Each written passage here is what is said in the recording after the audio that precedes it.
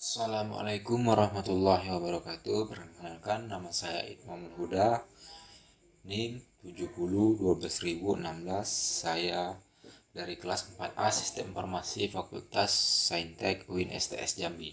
Pada saat ini saya akan mereview artikel Islam dan sejarahnya pada masyarakat Jambi Seberang. Masyarakat Jambi Seberang datang kemari karena kapal rombongannya terdampar di Pulau Berhalo. Karena Ahmad Ilyas menyebarkan agama Islam di Jambi. Selain itu, beliau yang menghancurkan patung-patung berhala sembahan di Pulau Berhala, sehingga Ahmad Ilyas dijuluki sebagai Datuk Paduka Berhalo. Diketahui bahwa masuknya Islam pada masyarakat Jambi Seberang banyak dipengaruhi oleh pedagang-pedagang Islam yang masuk dan berlayar di sepanjang Sungai Batanghari. Provinsi Jambi cukup strategis karena langsung berhadapan dengan kawasan pertumbuhan ekonomi, yaitu IMS-GT. Tenggara Asia Barat yang terpusat di Jambi merupakan wilayah yang terkenal dalam literatur kuno. Namun tidak banyak yang mengetahui mengenai peran sungai penyebaran agama Islam. Datuk Sintai sebagai penyebar agama Islam di Jambi meneruskan proses Islamisasi Husin al-Barakbah bin Ahmad Barakbah. Beliau datang bukan hanya sebagai seorang pedagang, melainkan menyebarkan ajaran Islam.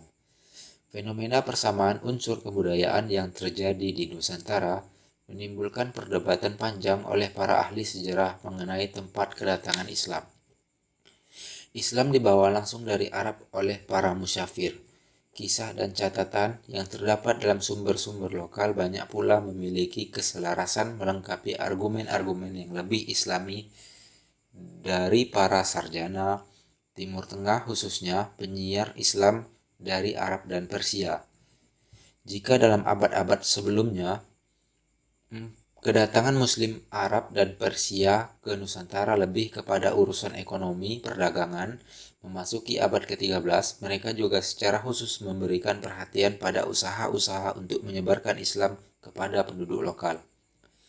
Para meswara kemudian diberi nama kekaguman dan penghormatan terhadap orang-orang keturunan Arab yang sangat menyebarkan Islam, sangat dihargai dan dikagumi di dalam historiografi tradisional Islam di Jambi. Muslim dari Turki dalam sejarah awal pertumbuhan ajaran Islam ini diawali dengan sistem keyakinan dengan pengesahan Tuhan, kemudian berkembang menjadi ajaran yang kompleks yang mengatur setiap aspek kehidupan yang meliputi aspek ekonomi, sosial, politik, dan budaya. Tidak hanya menjadi agama orang Arab, tetapi juga menjadi agama setiap suku bangsa yang ada di dunia. Baiklah, selanjutnya saya akan mereview artikel rekan jejak Muslim Rohingya di Myanmar.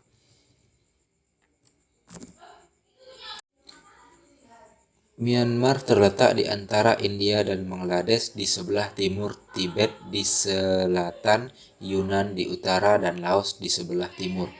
Myanmar adalah negara di Asia Tenggara yang memiliki luas 678.500 km persegi. Diketahui memiliki sejarah pembentukan yang panjang dan penuh pergolakan. Sejak abad ke-16, atas limpahan sumber daya alam yang tersebar di wilayahnya, negara ini disebutkan oleh bangsa Eropa seperti Inggris, Belanda, dan Prancis. Akar histori Muslim Rohingya diarahkan. Di antara berbagai pergolakan yang terjadi di Myanmar, Arakan menjadi wilayah yang menempati posisi terpenting dalam konteks sejarah perkembangan Myanmar saat ini. Penting karena faktornya selain turut membentuk format kenegaraan Myanmar, Arakan juga mampu memberikan bingkai sosiologi bagi tata sosial kehidupan masyarakat. Pengalaman sejarah sebagai wilayah yang telah dikuasai secara bergilir oleh beragama komunitas semakin mengukuhkan perannya sebagai wilayah penting bagi terbentuknya peradaban Myanmar secara umum. Munculnya perlawanan, menguatnya identitas sosial, bukan saja dialami komunitas Muslim. Situasi demikian pun dialami komunitas-komunitas lainnya sejak pola pemerintahan represif diterapkan pihak junta militer kepada masyarakat.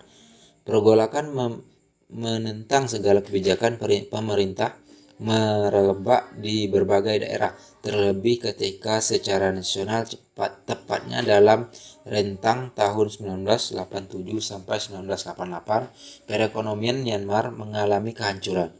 Demonstrasi merebak di berbagai tempat selain menuntut kebebasan secara politik maupun beragama. Mereka juga menginginkan terjadinya perbaikan hidup, utamanya terkait dengan terpenuhi kebutuhan perekonomian dengan dilandasi kenyamanan menjadi sebuah kumpulan masyarakat. Reaksi internasional. Menarik dicatat adalah bahwa dari bagian bentuk pelanggaran hak asasi manusia yang terjadi di berbagai kawasan dunia, pelanggaran HAM di Myanmar mendapat respon yang kuat dari dunia internasional. Tidak terkecuali Perserikatan Bangsa-Bangsa, lembaga ini diketahui sangat berperan aktif menyelesaikan berbagai permasalahan yang terkait dengan perlindungan HAM. Terkait kasus pengungsi Rohingya, seiring dengan dihadirkannya resolusi 18 Desember 1992, Majelis Umum PBB, lembaga ini melalui UNHCR, Komisi Tingkat PBB untuk Pengungsi, berupaya menyelesaikan konflik di Myanmar melalui pembentukan perjanjian antara UNHCR dengan pihak pemerintah Myanmar tahun 1993. Masa depan Muslim Rohingya. Demikian bahwa meskipun telah ada sejak beberapa abad lamanya, Muslim Rohingya dalam faktanya selalu dialienasi dari dunianya sendiri. Upaya peneguhan identitas sosial pada gilirannya menjadi agenda utama yang seakan tidak pernah paham dalam benak mereka bahwa mereka adalah kelompok minoritas dan selalu mendapatkan perlakuan diskriminatif dari pemerintah. Itu sulit dinafikan, tetapi bahwa mereka bukan bagian dari Myanmar jelas dalam pandangan mereka merupakan sebuah kesalahan fatal yang faktanya dipercaya segenap elemen pemerintah Myanmar saat ini. Inilah mengapa Myanmar sebagai sebuah negara tidak luput dari beragam konflik kebangsaan, perlakuan pihak junta atau pemerintah yang lebih menekankan kediktatoran kepada para warganya, tidak ayal semakin menyuburkan pertumbuhan kehidupan masyarakat yang syarat konflik. Inilah posisi yang harus ditempati oleh segenap Muslim Rohingya. Alih-alih di negara sendiri, hingga kini mereka justru seakan tersiksa dalam kubangan kediktatoran pihak junta. Baiklah, mungkin hanya ini yang dapat saya sampaikan. Lebih kurangnya saya mohon maaf. Saya akhiri, wabillahi taufiq wal hidayah. Wassalamualaikum warahmatullahi wabarakatuh.